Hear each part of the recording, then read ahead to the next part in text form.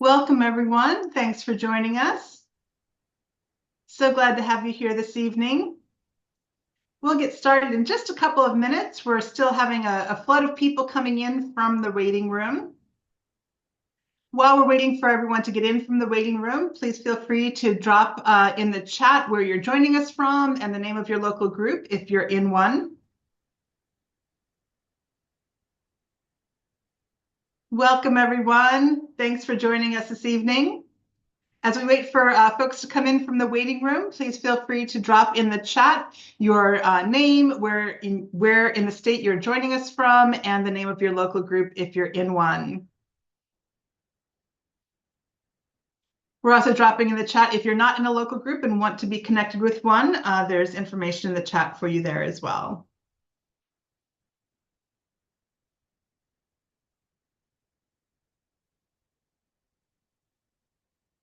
All right, I think we're good to get started. My name is Marla. I am Indivisible's Senior Regional Organizer for New Jersey. So happy to have you here this evening. As we get going, you can drop your name and where you're joining us from and your local group in the chat. To go over some logistics, closed captioning is available. You can turn it on by clicking on the CC on the bottom of your Zoom screen. If you need some help finding how to do that, we are dropping in the chat some information there for you. This call is being recorded, and all of the materials will, including the recording links, will be sent to you following tonight's call. There will be a mass email going out on Friday, including the links for all of the interviews that we've conducted this week, all of the links that we're dropping in the chat, everything that we can get to you on Friday. We will be disabling the chat for the interview portion of the call so that you can focus on the interview itself.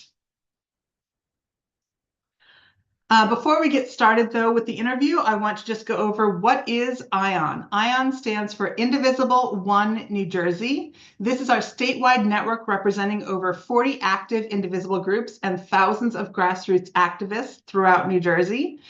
There is the link for that on the screen. It is also being dropped in the chat for you if you'd like to know more about ION and how to get connected. If you are a local group that's out there and you're not part of our network already, we'd love to get connected with you. So please make sure that you check it out. A little bit about ION's mission. It's on the screen here. It is available on the website as well. I'm just going to pause for a moment, let you scan it, and then we'll move on.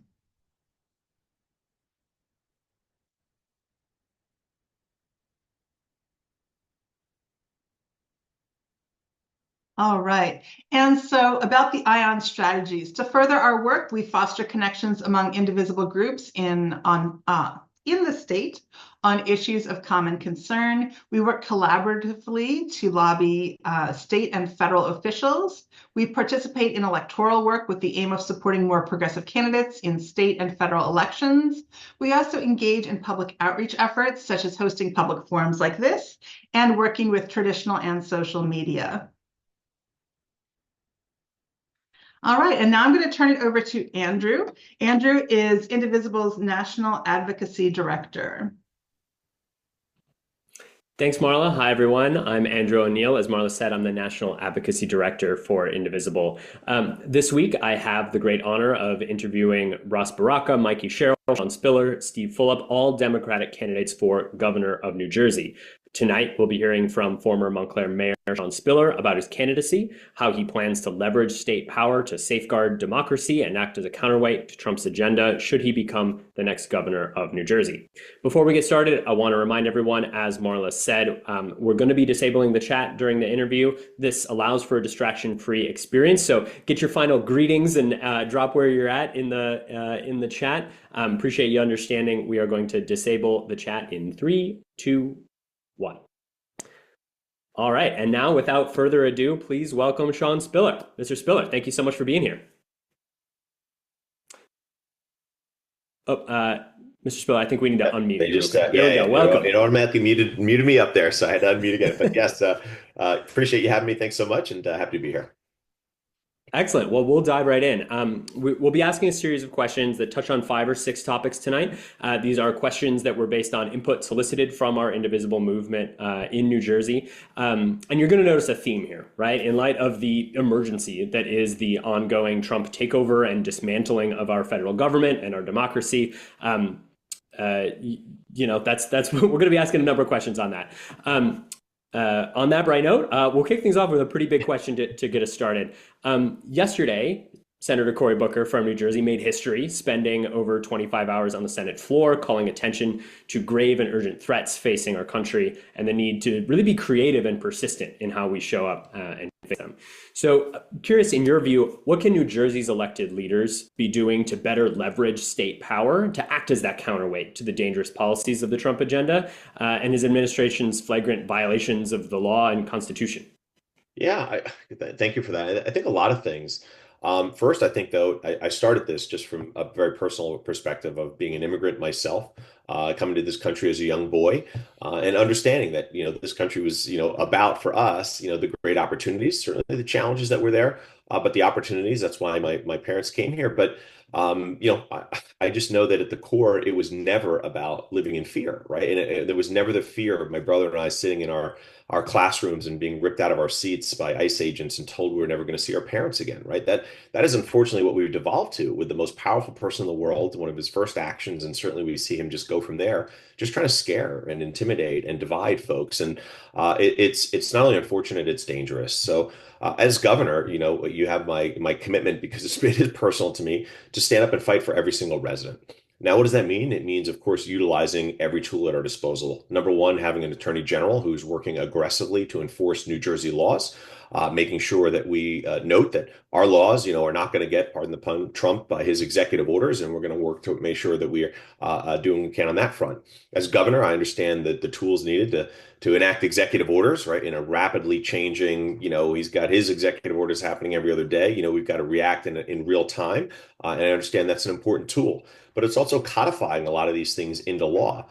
Somewhat frustrating. You see, Immigrant Trust Act and other pieces which haven't been put into place yet. You just wait and say why here, but we've got to get these things done, and we've got to go beyond that. You ask specifically, like, what is a good counterweight? First, I'd argue electing a teacher, a labor leader, an immigrant is probably the biggest opposite of Donald Trump that you can get. But I think also, then saying, okay, we're in New Jersey going to double down, strengthen the things that he's going after, right? That means giving more access for folks trying to vote and voting rights. It means giving more protection for women in healthcare. It means giving more protection for our students to learn about themselves and see themselves in our curriculum, in our history. It means fighting to make sure our LGBTQI students are protected. It means all the things, right? So on all those fronts, I would work, right, through the lanes that I just shared, and also through the appointments and commissions that the governor has significant say over, and with the legislature in cases, to make sure that we've got folks in place who share this vision and agenda and who are going to stand up and fight for New Jersey residents. Excellent. Thanks so much for that. And you touched on a few different topics that we're going to dive a little bit deeper into in some of the questions. So that was a great segue. So our first topic is on healthcare, and specifically abortion and gender affirming care. So Monday was Transgender Day of Visibility. The presidential administration is currently determined to restrict access to trans healthcare, punish those who provide it. It's really critical that New Jersey codify protections for this medically necessary life-saving care. Currently, gender-affirming care is protected in New Jersey by executive order, which is good, but not law, which would be better and more resilient. But efforts are underway in the state legislature to remedy this. Relatedly, the reversal of Roe v. Wade has caused many of us to consider what's needed to meet this moment and ensure not just that we have the right to an abortion, but also that people who seek reproductive health care in New Jersey are able to do so safely and with dignity. As governor, if the reproductive freedom and health equity bill package, which touches on these topics, that's currently in the legislature was brought to your desk, would you sign it? And why not? And anything else that you'd add on this topic? Yeah, so the answer is yes, right? I would sign it, but I ask you to dig a little deeper, right? Because There's plenty of folks who may jump on a Zoom like this, webinar like this, and say yes. But I'd say this campaign, why I'm running, is about something different. It's truly to center someone who has been fighting for working class, hardworking folks all throughout my life and everything that I've done and all the decisions that I made. I emphasize that because look, we got a system here in New Jersey, right? And the system is you got to be a millionaire or and very wealthy to come in and become governor, or you got to be picked by the party bosses to become governor. And in that, what comes with that are oftentimes folks who then hedge or go back or shift their positions. And specifically around a couple of the issues you talk about, right? I've been on that debate stage when folks are asked directly, do you support transgender, students playing in sports? Do you support fighting and standing up for the healthcare that every single person deserves, including our transgender youth and others. And I see others quickly say, "Well, yes, but," or "I did, but then, I know I had to vote against it because there was the other pieces." There's always a reason, right? And we're going to be dealing with the president of the United States who's literally leveraging, quite frankly, the biggest thing he's got, which is money, leveraging money or other threats against our state to say, "Hey, governor," or whoever that would be, and I hope it's me, right? But hey, governor, if you don't do X, right, then I'm going to cut your funding for Y, right? And we know there's $22.5 billion that the state gets from the federal government. Well, I'm telling you right now that I will never compromise on our values. Ever. I will not compromise. I will be aggressive in terms of our own tax policy and code in New Jersey to make sure we're taking every dime back from Elon Musk's and these other billionaires and Wall Street rich that they're trying to give these tax breaks to. That's how we get the dollars, by the way, to fund every single thing that they try to come after. But I'm not going to let them sit there and say, well, if you just, compromise on this one bit, we will be okay. Unacceptable. So I've been already a vocal advocate and leader for what especially all of our vulnerable students, but especially our transgender students and youth need as a teacher myself, and certainly somebody representing educators. I know how important that is and how important it is to have the conversations. I can tell you right now, I understand the threats that folks who are coming into our state for reproductive health care, right? And understand that the threats that their doctors face, the threats that they face in terms of the information being shared and the potential prosecution when they go home. I understand that. And as governor, I would work, yes, with the legislature to codify these things and these protections because, it's who I am and it's what I believe. But it's also the record that I have in terms of what I've done over my whole life and career. All right, thank you for that. On to another topic that you mentioned in your opening, and unfortunately, another population of people that the Trump administration is seeking to, demonize and persecute. The administration is continuing to, I guess, aggressively detain immigrant asylum seekers, green card holders, other legal residents, just for the crime of exercising their rights, or even just having the wrong tattoo, or even a totally unrelated tattoo. They're reportedly being sent to jails out of state or out of the country entirely with little to no oversight, no due process, no contact with their lawyers, no clear process for reuniting with their loved ones. And of course, the lack of due process appears to be the entire point, right? As governor, what will you do to protect New Jerseyans against this politically motivated immigration detention and deportation regime?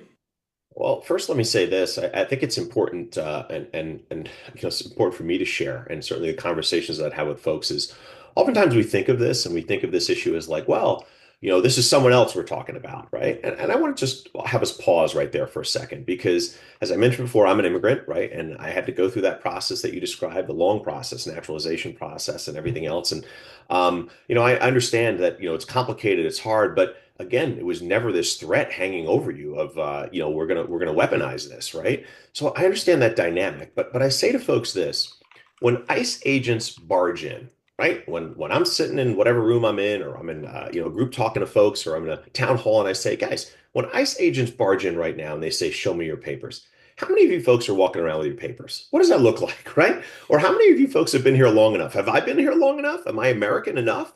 Right? Do I look like I'm American? Do you? Right? Because right now we're seeing it, not to somebody else, not to folks we might think about. Right now we're seeing it. Every single one of us is under threat. Because when that happens, they're going to come in and they're going to round us all up. And we're seeing it from our military veterans who've been rounded up, citizens who've been rounded up, folks that they're trying to scare rounded up. They're coming for all of us and they're coming for us now. So we've got to get past this, like, there's some other group that's under attack. It is us, our values, our very existence, all of us. We are under attack. And as governor, it starts by clearly conveying that to every single resident in New Jersey, that when I say I'm standing up for us all, I truly am talking about standing up for us all, because it's all of us that are at risk. So yes, that translates to making sure we're not cooperating with ICE in any way, right? Making sure we're not giving data information that's out there that can be combined and used with other data information to isolate and track and target folks. Absolutely, we have to do that. It means, again, enforcing our laws and enacting more laws, right, to get them stronger than an executive order or other pieces. Of course, important as well. It means working with other partners who are getting information out there to our residents so that they know their rights, right, so they can take the appropriate steps and be protected. It means working with our school districts to make sure that they're not spots and locations where folks can be targeting and scaring, but also certainly enforcing some of these ridiculous draconian actions that they're taking. All of that is important, but at the core of it, it starts with talking and having the conversations as a state with every single resident saying, this affects all of us. It's not who we are, and it never should be allowed to be who we are. And so as governor, that's where I start. And certainly those conversations, those actions beyond there are how we protect every resident. Yeah, quick follow up to that, and you mentioned this piece of legislation earlier. For New Jersey for New Jersey to be a fair and welcoming state, all New Jerseyans should be able to support their families and fully participate in their communities without fear of deportation or, as you mentioned, ICE hanging around their schools or other essential services. The Immigrant Trust Act would be a step in that direction. You mentioned that legislation earlier. If this legislation was brought to your desk, would you sign it? Yes, Why not? And anything additional that you'd add there? No, Seemed like you might have some thoughts. Yeah, I know. Yeah. The answer is yes. I mean, as I said before, and I guess my opening of yes, the answer is of course I would sign it. I think it's important again to codify these things into law. We never want to be just relying on an executive order, which we know how quickly something like that can be changed, right? So that's an important piece of it. I think it's also a value statement, right? Quite frankly, I think it's taken too long for the legislature to act right now, right? Come on, we've got to show who we are. And I think that's important as well because, as I'm running right now and I'm knocking doors and having these conversations, there's plenty of folks who will say, well, Sean, I appreciate you running and I appreciate your Democrat, but there's no difference between, this party and that party or what this one does and that one does. And I often shake my head and I'm like, because you know what? We often don't see folks taking bold action, right? We don't see folks acting fast enough. We don't see folks who seem to care enough about the challenges that we're facing. And for me, this is personal, right? This race is personal. These reasons are personal. And it frustrates me. But I understand it, right? Because when we elect who we normally elect, right? These folks who may be well-intended or they come at it from a place where they, can understand in some ways and empathize. That's great. But they haven't lived it, right? They haven't lived it because they're not that immigrant, or they haven't lived it because they're not that person struggling with the issue around a cost or financial. They're not that person. They haven't lived it because they're not the one keeping their kids home. They're worried about, never seeing them again. They're not the one, like they just haven't lived it the way that I argue somebody who has, much more in line with, I offer anyone on here, your lived experience, is closer to mine than it is anyone else running because that's who I am. So, for me, it's fighting for every single one of us, and certainly at the core, it's enacting as much as we can into law for sure. Absolutely. Thank you. So you mentioned the amount of federal funding that goes through the New Jersey state budget before, and so I'm going to dig a little bit deeper into that. Donald Trump, Elon Musk, congressional Republicans, they are gutting services. They are raising prices. They are racing towards slashing Medicaid, Social Security, public education, and more, whether it's through sort of unconstitutional executive actions or through legislation that they want to push through Congress. So with more than 27.5 billion in federal funds that flow through the current state budget, any of these actions, and certainly all of them combined, will impact New Jersey's budget and how the state meets its residents' needs and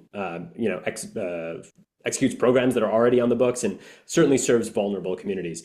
What do you do? What do you propose to do to mitigate the harms of Trump's actions to the state budget and ensure that every resident in New Jersey, can afford to live and support their families?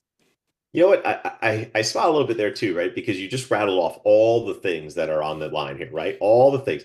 And when you add all that up, right, that's the $22.5 billion as Murphy has identified, right? We can break it down into the different buckets. But then I find it a little humorous when we talk about like try to mitigate, right? Like it almost sounds like we can do some things on the margin and we can make that okay. We cannot, right? They are looking to steal every single dime out of our pockets, every single dime out of our programs, every single dollar they can squeeze from us. They are looking to take it.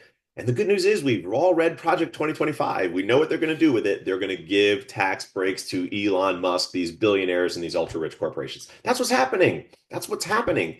So we can't sit here and also be like this, like wishy-washy, slow action. We're going to get a little bit from our surplus because that can make up a little bit of the money. Not enough for what you're talking about.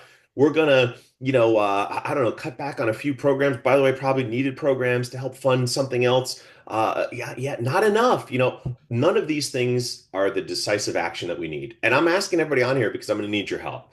We have to boldly say that we are going to change New Jersey tax code to go after every single dime that they take out of our pockets and our programs. We're going to take it back from these billionaires and ultra rich corporations in New Jersey's tax code and invest it in the very programs that they are trying to undermine. And I'm telling you right now, I'm saying it as governor. I'm saying it as somebody who's going to use everything I can to leverage with the legislature to get this to happen. But that also means organizing and mobilizing. It's going to take every single one of us to say, hey, we can't wait 6 months and have these gap in services. We can't wait 9 months, 12 months. We need to do it right away. Right when we're seeing these losses, that's when it's got to happen. And I'm going to need your help to help make that happen. So it's all of us who are on the hook for this, and there's a path and a way we can make sure that we support ourselves. But it means raising our voices, electing someone who's going to fight for us with every decision, but then being a part of the solution, speaking up and demanding the action we need.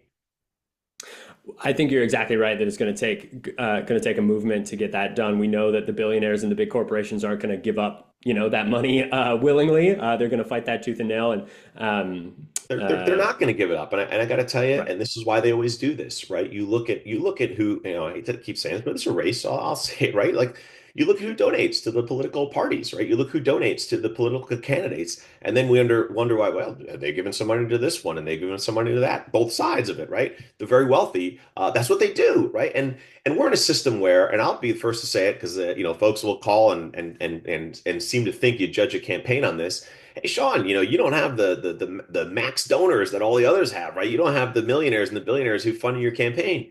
You're right. I don't, because every time I'm reaching out, it's to somebody who's working hard and can't afford more than 20, 25 bucks or 50 bucks. It's somebody who says, "Hey, I'm a bus driver and I can give you that $10 a month contribution." But that's the only way we change a system. That's the only way we say when it's tough going and we're in deficits, right, in our own budget, and then the federal government's threatening to take away even more. That's the only way that we can ensure that in that moment, I'm making a decision that is fighting for you, because the others are going to get that call. They're going to get that call from that millionaire who donated to their campaign, or they're going to get that call from that corporation that donated to their campaign. And in that moment, when they've got to decide how bold do they go, they hedge their bets every single time. You don't have to take my word for it. That's what's happened always, right? So I say this is our chance to change that. This is our chance to invest in ourselves. Excellent. I'm going to dive into a couple specific topics here that folks mentioned. We solicited questions from across the movement, and a few topics sort of rose to the top of things that people were particularly concerned about in the budget. So nearly 2 million folks in New Jersey are enrolled in Medicaid or family care. If congressional Republicans end up cutting funding for Medicaid, which it seems like they're on a fast track to do, what kind of impact would that have on healthcare costs and medicine across the state? And what would you do as governor in response? Devastating, right, is the short answer. It'd be devastating. And I put in air quotes here, right, and cautious how I use this, but I think this is an opportunity, right? I think this is an opportunity because right now, there's plenty of folks out there who voted for Donald Trump, fine. But I think they're starting to see that, well, I may have voted for this guy, but this is not what I voted for, right? And I think it's up to us to build the framework of resistance, right? The framework of a voice to push back, the framework where folks can join and be a part of to say, we're not on board with this. And we can do that across so many spaces, right? Whether we're talking education, right? Just because, well, as an educator, right? When they're cutting the $1.1 billion from our kids with special needs, right? Our kids that are on free and reduced lunch who get fed at school, when they're cutting these, I can tell you it's not just going to affect, Democrats. It's not just going to affect progressives. It's going to affect all of us. And that's our chance to say, hey, parents, all of us who care about our kids, and especially our kids with special needs, come join our movement, come speak up, come speak out, come talk to your Republican congressperson to say, what are you going to do about this, right? How are you going to do something to make sure you're protecting New Jersey residents, right? And the same holds true when you're cutting Medicaid, right? I walked into an assisted living facility and folks were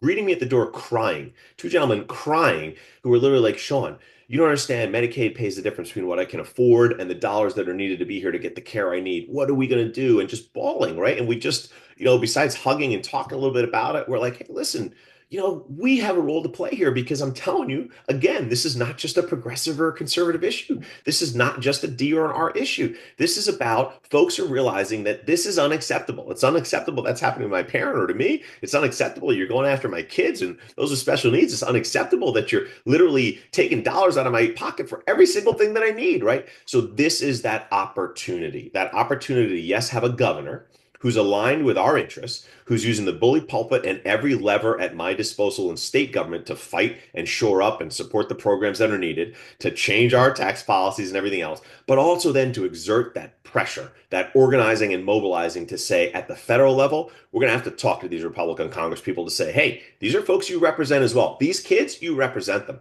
These seniors, you represent them. These folks who are relying on these services, you represent them. And we are demanding that you take action and fight for them as opposed to fall in line for the president and his puppet master, right? That's what we're going to have to demand. That's the action that's going to be needed. I want to ask about education. Obviously, this is a big part of your background. Again, another area that Donald Trump and Republicans are trying to not just slash funding, but eliminate the entire Department of Education. Obviously, the exact opposite of what we need to be doing. What will you do as governor to ensure that all students and families across New Jersey have access to a thriving public school system that offers high quality public education for everybody? Obviously, a huge piece that I'm supportive of, being a high school science teacher myself, dedicated my career and everybody in my family basically in education, right? And I've got two young kids, a 7-year-old and a 4-year-old, and I want them to have the same educational experience that I did, and certainly to continue to do the work that we all do. But I say this. First, it's understanding though that core of a quality education is based on teaching a true history, right? It's based on making sure that we don't compromise on what we're teaching folks, right? We're not gonna omit things. We're not gonna write people out of history. And I say it, by the way, as somebody who was down. I was in D.C. protesting against Linda McMahon when she was going through her confirmation hearing, right? And I'm there. We're out in the sleety, rain, cold, right? Bernie Sanders is speaking, others, and we're all protesting. And look, it's easy to get discouraged because, of course, they moved forward and moved her through anyway. But we ran in and tried to get into the hearing, and you can't get in; they have it packed. But close enough to be able to know that, right, when she's talking about, hey, do you believe that teaching Black history, right, is in violation of Trump's executive orders? And she's hedging, going, yeah, I think it might be. Let me just say that is not what we do, right? What we do is we make sure we teach a full history, a true history for America. What we do is we make sure every single student can see themselves in our past because that's how they see themselves in our future. We make sure we stand up and say we are stronger because of how diverse we are, especially in New Jersey, but across this nation. And we're going to celebrate that in what we teach our kids and allow them to grow into their potential, learning from our mistakes and our challenges, knowing how they can make things better and never stifling their ability to come to conclusions and understand how they can continue to make this country even better, right? By their contributions and us understanding our past. So I say that because I know Donald Trump right now is exerting pressure to say, well, if you just eliminate Amistad curriculum, right? If you just don't talk about LGBTQIA students anymore, if you just don't mention, and the list goes on, right? We're not going to do it, right? We're going to teach a full accounting. We're going to make sure we're focused on that. And then, yes, as governor, am I going to make sure the dollars and supports are there to support our great public schools, number one in the nation? You bet I am, right? As a teacher, my wife's a middle school teacher. I can't come home and get yelled at as well, right? I can tell you there's no way that we're going to let that falter. No way. But it's going to take the dollars as well, right? Which is why I keep coming back to, right? We've got to make sure we've got the dollars to invest. And I think I've emphasized already the importance of making sure that we do. Yeah, certainly. That reminded me. Your answer reminded me of one of the very, very many lines from Senator Booker's speech over the last couple of days. I'm going to misquote it here, and so I got to look it up and memorize this one. But he said something to the effect of, I don't want a Disney version of our history. We should be learning the real accounting of things, and so. Yeah, that really resonated. I think No, I think that's exactly it's right. just unacceptable. I mean, I say it, look, as a black man, right? Look, I say it knowing that, yeah, look, I love this country, right? And I love the fact that my parents who lived all over the world said, we're coming here because we love what this country stands for. And that means even with all of its faults and all of its failures throughout time, right? But we have to acknowledge that. We have to acknowledge that because I'm confident my 7-year-old, 4-year-old, all your kids, all of us, they're going to do a better job. They're going to do a better job if we teach them and they know our past and our history and they know how they can move forward, to make things better. That's a good thing. That is a good thing. That is good for everyone. I don't care what you look like, who you are, anything else. That is good for all of us. And I think it's such a disservice what they're trying to do. It's small-minded. And as governor, I'll say, no way. We're supporting who we are. Yeah, absolutely. Last budget question here. There are nearly 300,000 veterans who call New Jersey home, and around 130,000 of them receive benefits through the VA healthcare system. And of course, there are other programs and supports for our veterans. In the midst of Trump's efforts to totally axe around 80,000 VA jobs, including medical professionals, crisis hotline responders, claims processors, the whole nine yards. What will you do to ensure New Jersey's veterans do not lose access to vital services and are, of course, supported and honored like they deserve? Yeah, to all of our veterans, thank you so much for your service. And it's just not good enough just to say thank you, which some do, right? We've got to honor that service by making sure our veterans are taken care of, right? We know our veterans at, just a higher risk, right? Certainly of suicide and other medical ailments also that they face in terms of coming back from service. And we've got to honor that commitment, right? And I say, yeah, look, I get it, right? There's a federal component to the VA, right? And understanding that the dollars that go and the control that's there rests a lot at that level. But as governor, what I'll do is invest in our healthcare system, right? To try and pick up some of that work that our veterans are going to rely on and need, some of the services and supports that they're going to need, and their families are going to need as well. Try to wrap our arms around them and support them in the best ways that we can. And invest, right? So invest the dollars that I'm talking about, again, to make sure that we've got safety net programs that they can rely on here in state. And also, I think we mentioned it before also, mobilizing and organizing and pressing Republican Congresspeople to say, hey, wait a minute. This is how the impact of what Donald Trump and Elon Musk are doing is impacting veterans in your district. Are you okay with that? And if you are not, what are you going to do about it, right, at the federal level, right? Because this falls right in your wheelhouse. So it's putting that pressure and calling them out as well to make sure we get some action at the federal level. 100%. I am sure that there are indivisibles on this call right now who have been holding events Yep. and empty chair town halls and Yeah, such in those Republican exactly. districts. So I think that's exactly right. Effectively, Um, because you see they're afraid to show up, no question, but then they're embarrassed by the fact that this is happening. And I think as we start to really personalize this, because it's getting more and more personal, right? More and more folks are affected. We're going to be able to have folks there who are speaking passionately about every single one of these issues, and now it just gets harder and harder and harder to ignore on their part. 100%. Shifting topics a little bit, couple different questions about democracy and voting, right? New Jersey, you kind of alluded to this earlier. New Jersey has a long history of, uh, for lack of a better term, corruption, right? Non-competitive elections, Yeah, ballots that don't treat all candidates equally, et cetera. the And while New bosses, Jersey, political bosses. I'm going to get to that. While New Jersey has made Oh, sorry, didn't significant mean to cut you off. Then I strides. apologize. All right, go ahead. While New Jersey's made significant strides towards eliminating the county line and having fair office block primary ballots, obviously an important step, there are concerns that remain about whether political bosses will find new ways to ensure their preferred candidates win and to prevent, fair and competitive elections. So, what will you do as governor to ensure elected officials are accountable to, their voters, and that there is an equal playing field for all candidates? Yeah, so let me say this. First, I want to give a big thank you, right? I want to give a big thank you to, whether it's working families, Andy Kim certainly in the lawsuits and some other pieces, but there's so many folks who've been pressing on this for so long to try and effectuate change. It's important. It's made progress, right? We've gotten somewhere, right? We've seen some changes. Do I think, and I also smile when I hear your question, right? Will they try to do X, Y, Z? No, no, no, they will, right? Not a question. They will try. They are trying, right? I smile. I'm in Essex County, right? Everybody happened to get the top spot, which all happened to look like a line, right? And all the things, right? So it's all there.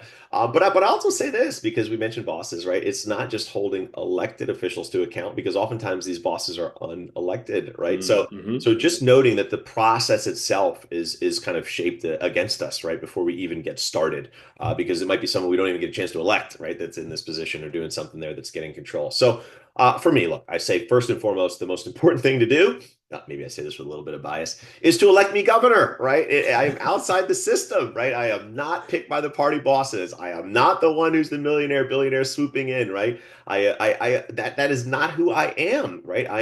I am running this, right? I'm running this grassroots campaign. I smile. They reach out and they're like, "Hey, Sean, you don't have all the political staff that the others do. You're not paying all these folks all this money that the others do." I'm like, "Yeah, we're using volunteers. Yeah, we have some paid staff, but we're working with volunteers. We're working with folks who are dedicating their time and energies. We're working with the people, right? Because that's how this election is different. So the most important thing we can do is do something different, change the system, right? Don't rely on them to tell us who they think we should vote for and then hope that that person is going to be the one that changes the very system that puts them there. Not going to happen, right? So for me, let's change it, right? Let's get this done. Let's get elected here. But I'll also say this: look, we've got to, look. We see the legislature right now trying to, put into law things that kind of claw back some of that power, right? Some bracketing, some other pieces. As governor, I don't support that, right? I think we should have a completely fair and open process where everyone has that same chance, right? That's important. I think we've always got to talk about, campaign finance, right? When you talk about them raising the limits as to how much folks can give, who does that benefit? I can tell you right now, doesn't benefit anyone who's given to my campaign who can give $25 and $30, right? It benefits everybody who's given the max to all the other candidates' campaigns, right? Which is just folks with a lot of money, right? So that's the wrong direction, right? Not what we need to be doing, right? Making it harder for our voices to be heard, right? So, that's an important piece of it.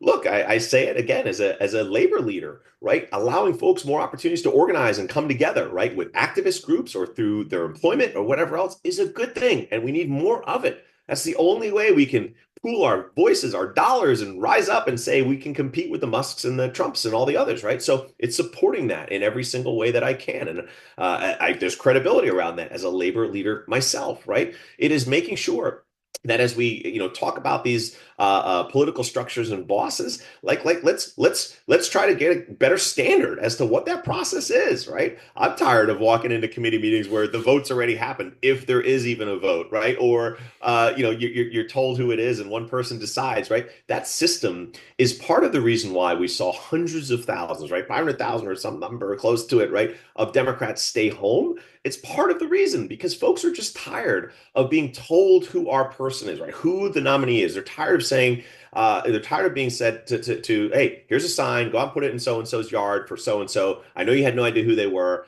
I told you who it is as boss, and now you got to go out and do that. No, we need to change the structure. It was always supposed to be, hey, go listen, talk to your neighbors, find out what their concerns are, bring that back to the parties, right? And have the parties talk about that and find the candidate that matches those needs. What a novel idea. We've got to get back to more of that, right? If we want to see more people participating in the electoral process, more people feeling connected to politics, right, in and of itself, and certainly more people understanding that their voice matters. We can't just keep saying it to folks. We actually have to do things that show them that it matters. Building off of that, you mentioned getting more people involved in the electoral process. 23 states and the District of Columbia have implemented same-day voter registration. So qualified resident of the state can register to vote and cast a ballot at the same time. I've done that in a couple different jurisdictions as I've moved around. It's really convenient. It's great. Definitely the easiest way to do it. It's, meanwhile, voter registration deadline in New Jersey, 21 days before Election Day. So that unnecessarily disenfranchises people, particularly young voters. I have trouble planning a week in advance, let alone 3 weeks in advance. Do you support New Jersey joining these 23 states and DC in adopting same-day voter registration? Yes, I do. And it goes in line with what you said before or asked before about, what are the ways we can push back against Donald Trump?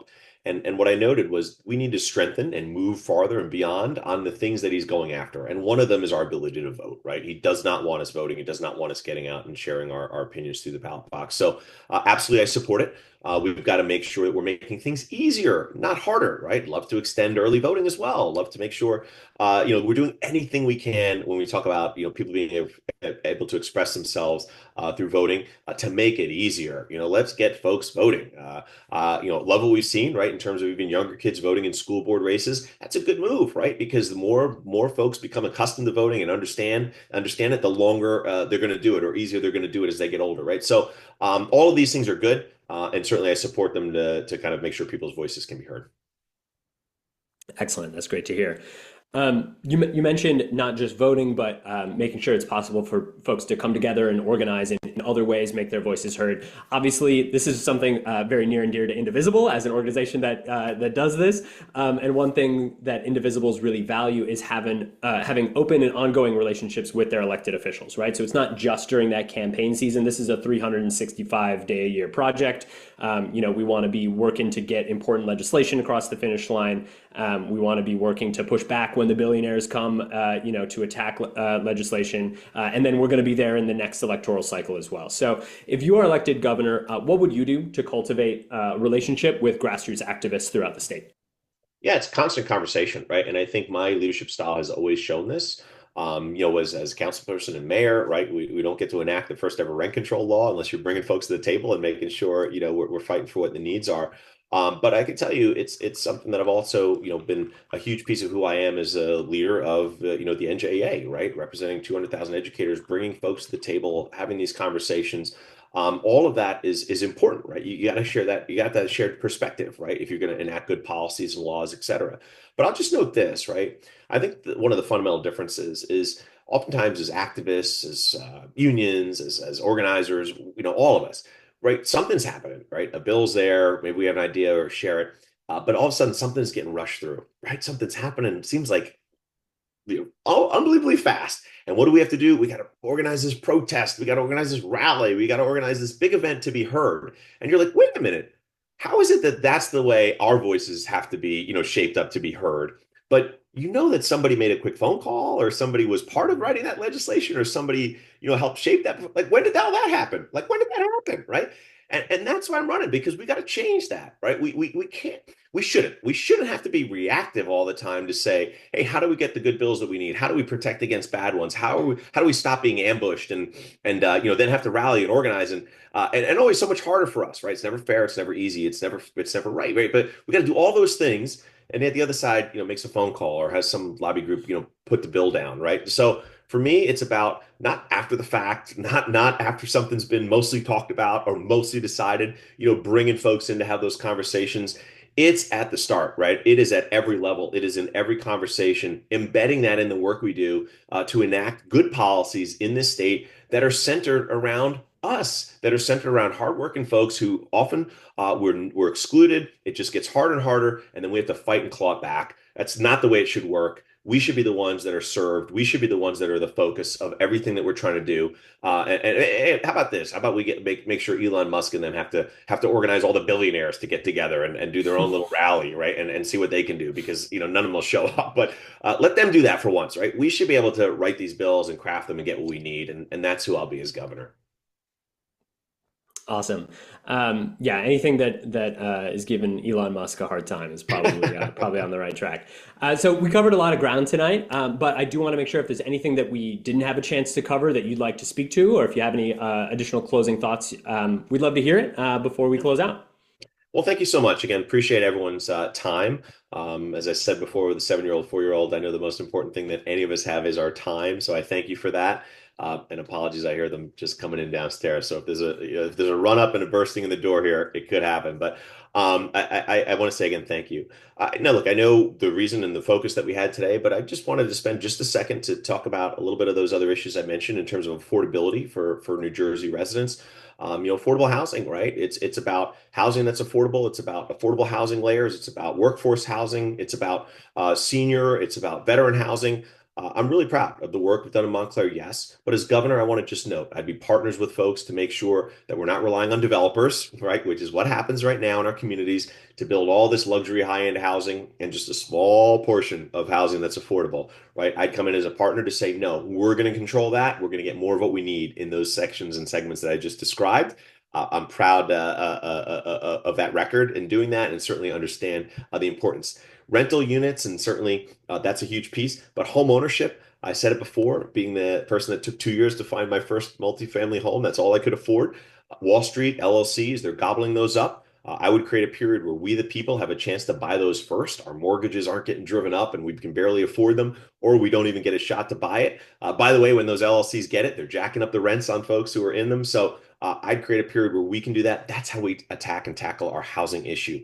Again, when we talk about quality early education, childcare, we've got to change the system. We've got to allow more folks to come in and do that work. That means cutting through the red tape, making sure it's safe, but more people can do it. And we got to change the way folks are compensated. Right now, if I keep our little one home, right, they don't get paid, right? We've got to do a fee for enrollment, not a fee for attendance, right? It doesn't work. That's how you get more folks into that, and that's how you get more access. We've got to change our healthcare system, right? We cannot, right, keep relying on insurance companies, massive billing from hospitals to kind of get us through. We have got to design plans. I'm proud to be the only one running who's literally designed healthcare plans that have saved billions of dollars.